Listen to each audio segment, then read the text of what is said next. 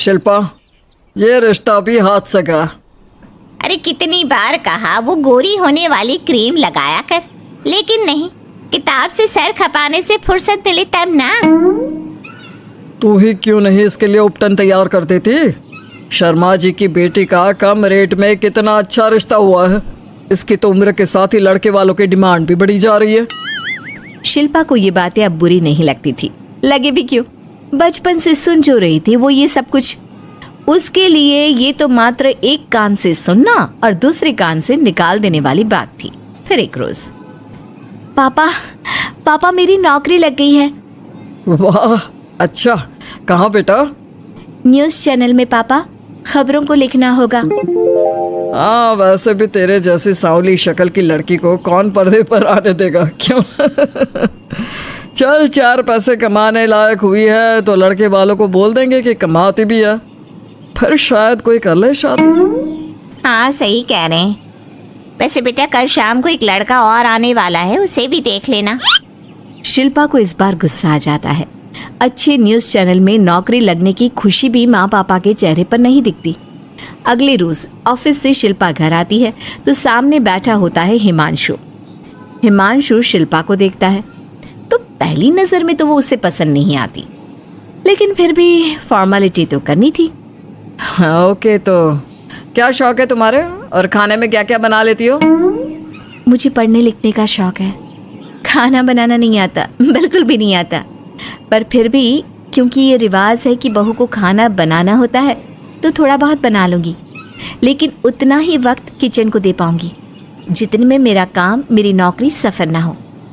बाकी भूख तो तुमको भी लगती होगी, तो खाना बनाने की जिम्मेदारी दोनों की ही होगी, है ना? शिल्पा बोले जा रही थी।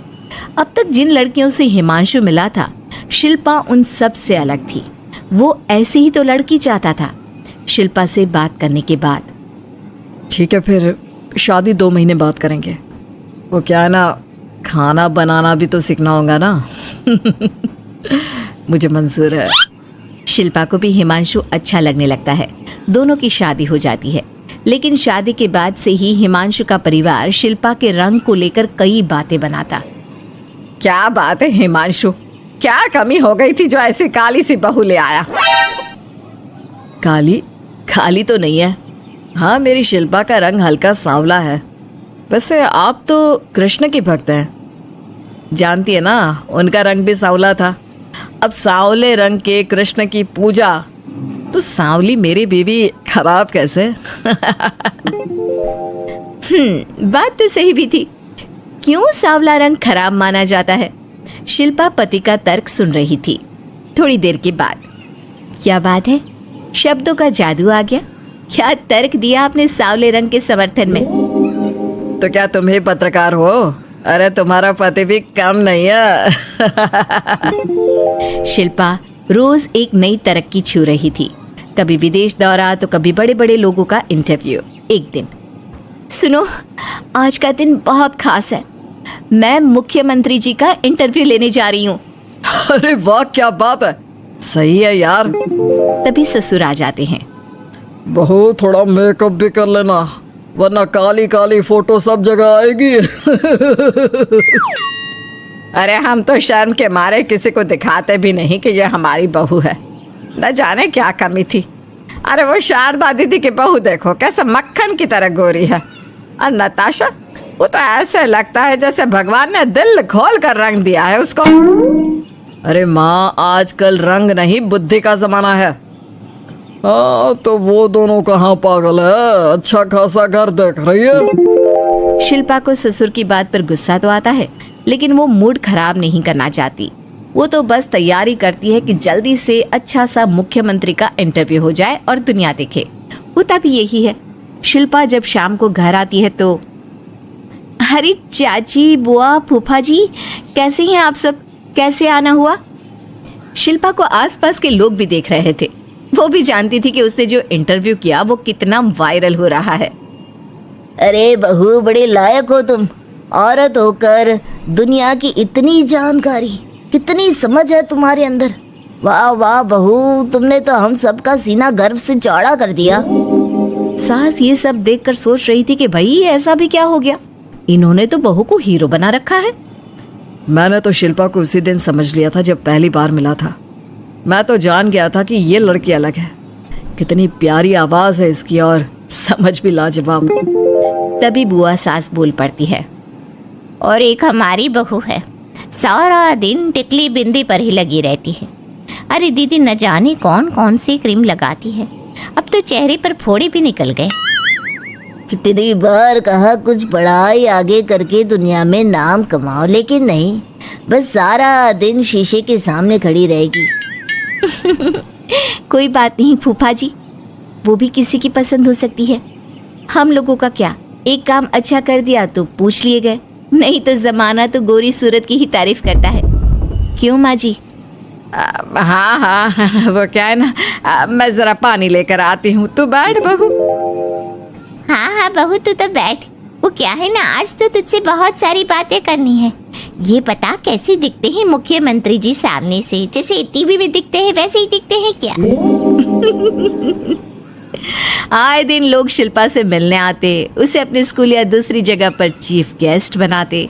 ये सब देखकर पति तो खुश होता, लेकिन सुंदर बहू का सपना सास की आंख से उतर ही नहीं रहा था।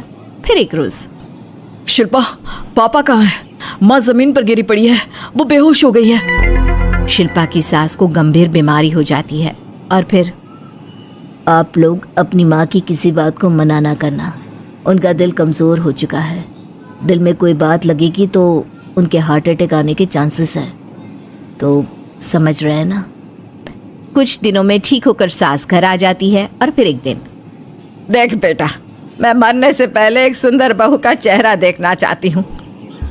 अरे मैं नहीं चाहती कि तू इस काली कलूटी के साथ रहे, छोड़ दे इसे।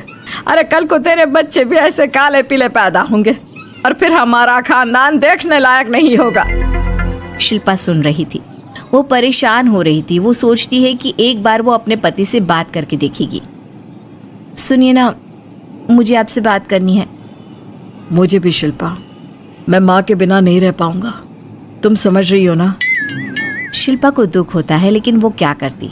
वो हिमांशु को तलाक देने का सोच लेती है और फिर शिल्पा, माँ की हालत फिर खराब हो रही है, क्या करूं? माँ को सबसे बड़े अस्पताल में भर्ती करना होगा। लेकिन वहां तो बेड के लिए बड़ी बड़ी सिफारिश करनी पड़ती है। हाय रे, मेरा मन आता है, मैं मर न जाऊं, मुझे बचा ले बहू। शिल्पा को हैरानी होती है कि वो करे तो क्या करे। पर माँ जी, मैं कैसे? बेटा, मुख्यमंत्री जी से बात कर ले, उनसे बड़ी सिफारिश किसकी हो सकती है? तू बोलेगी तो शायद तेरी सास की जिंदगी बच जाएगी। शिल्पा सिफारिश से सास को बड़े अस्पताल में भर्ती करवा देती है, जहां लंबे समय बाद सास ठीक होती है। लेकिन इस बीच एक दिन भी शिल्पा उन्हें देखने नहीं जाती। सास जब घर आती है तो एक सुंदर सी लड़की उनका स्वागत करती है। ये कौन है और शिल्पा कहाँ है? मुझे तो मेरी बहू ही चाहिए। माँ, कैसी बात कर रही हो? तुमने कहा था ना कि शिल्पा काली है और तुम्हें काली बहू नहीं चाहिए।